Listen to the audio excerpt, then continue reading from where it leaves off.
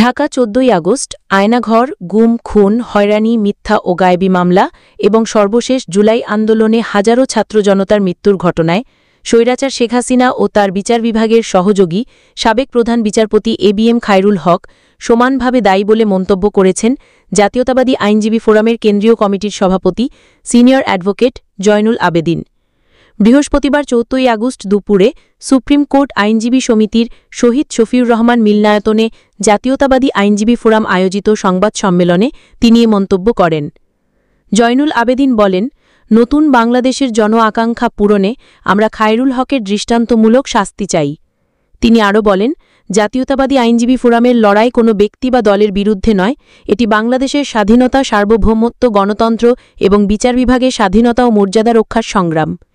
লিখিত বক্তব্যে তিনি অভিযোগ করেন, বিচারপতি ও পরে আইন কমিশনের চেয়ারম্যান হিসেবে খায়রুল হকের বিরুদ্ধে সরকারি প্লট বরাদ্দে অনিয়ম, ত্রাণ তহবিলের অর্থগ্রহণ এবং ক্ষমতার অপব্যবহারের একাধিক অভিযোগ রয়েছে।